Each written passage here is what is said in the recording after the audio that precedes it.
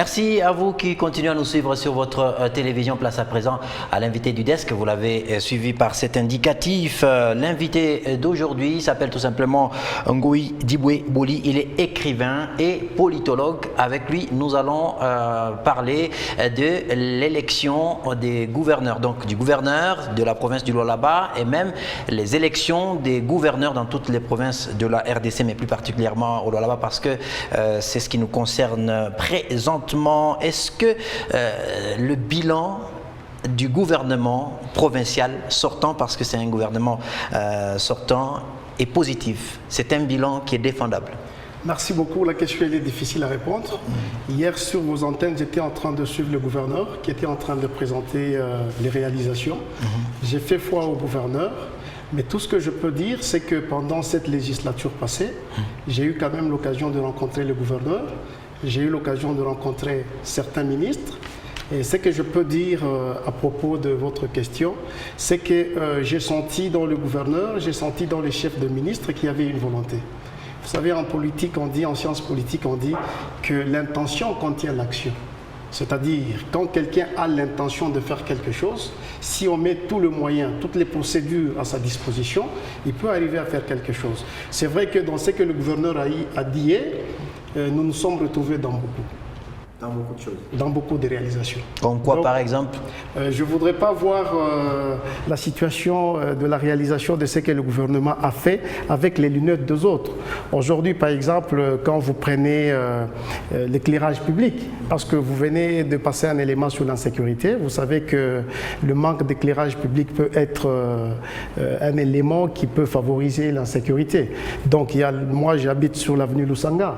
Et je peux vous dire que depuis que je suis sur Lusanga, depuis 2005, c'est pour la première fois que je viens qu'il y a de l'éclairage public. Donc ça entre dans les actifs du gouvernement sortant. Voilà. Beaucoup de noms sont en lice vers le gouvernorat du Lualaba. Dans notre journal, nous vous avons parlé d'abord des deux, de ces 6. Est-ce que ces candidats-là ont chacun une ligne de conduite à pouvoir défendre en vue d'être élire? C'est quoi d'abord le profil du gouverneur que la population du Lualaba attend? Merci beaucoup. Il faudrait les entendre peut-être demain après-demain pour savoir quels sont les programmes qu'ils vont nous présenter. Mais ce qui est vrai, gérer une province, ce n'est pas de la blague. Gérer une province, ce n'est pas vous rêvez aujourd'hui, vous dites je serai gouverneur. C'est avec beaucoup de respect à tout le monde que je le dis. Je crois que pour gérer une province, l'expérience nous montre qu'il faut avoir de l'intelligence politique. L'intelligence politique, c'est ce qui fait que lorsqu'on est gouverneur, on est capable d'appréhender les besoins, de les transformer en des objectifs, de trouver le moyen, les procédures pour arriver à atteindre ces objectifs. C'est ça l'intelligence politique. Mais il faut aussi de l'expérience politique. L'expérience politique compte pour gérer une province. Parce qu'une province, parce que nous parlons du Lualaba, le Lualaba n'est pas n'importe quelle province. On peut s'amuser peut-être ailleurs, mais pas dans le Lualaba, pour des raisons que nous pourrons expliquer dans d'autres émissions. Mais il y a aussi l'essence de l'État et l'essence de la responsabilité.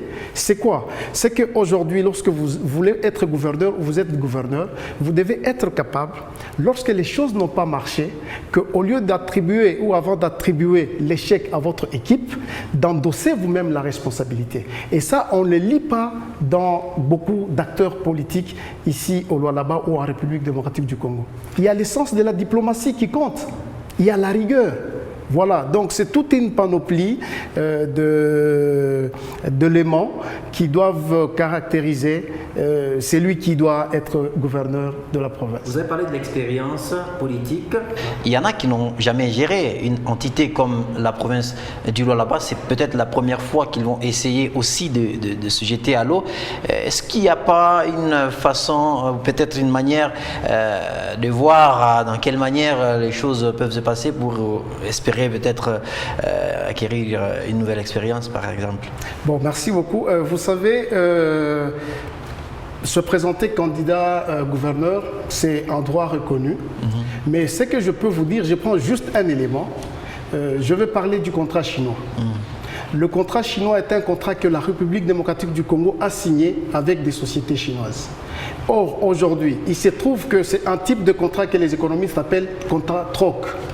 Que pour payer le prêt que la Chine a donné, on a besoin de donner 8 millions de tonnes de cuivre à la Chine, 202 000 tonnes de cobalt, 372 tonnes d'or. Point n'est besoin ici d'être politologue pour comprendre que quand on parle du cuivre, quand on parle du cobalt, c'est que 80% de ces minerais proviendraient du Lualaba. Donc il faudrait que le gouverneur qui arrive puisse avoir la maîtrise de méandres diplomatico-financiers de référence. Parce que quand nous parlons de la dette, ça touche à ce que les économistes appellent les institutions de Bretton Woods. Donc le gouverneur doit être en mesure de comprendre comment ça se passe. Ce n'est pas que vous arrivez aujourd'hui, vous commencez à apprendre pour que demain, non, mais vous risquez de créer une situation qui sera ingérable à moyen ou à long terme. Donc je crois qu'on peut apprendre ailleurs, mais pour gérer une province aussi sensible que le Lualaba, de la part d'un intellectuel politologue, je pense qu'il faut avoir un minimum d'expérience, mais aussi d'intelligence politique. Alors, si on a un gouverneur élu, c'est le 10 que nous attendons ce nouveau gouverneur de la province du Lualaba. D'après vous, quels sont les secteurs prioritaires auxquels feront face le nouveau gouverneur attendu? Vous savez qu'il n'y a pas plus de 2 semaines que nous avons appris qu'il y a de grandes sociétés qui ont fermé.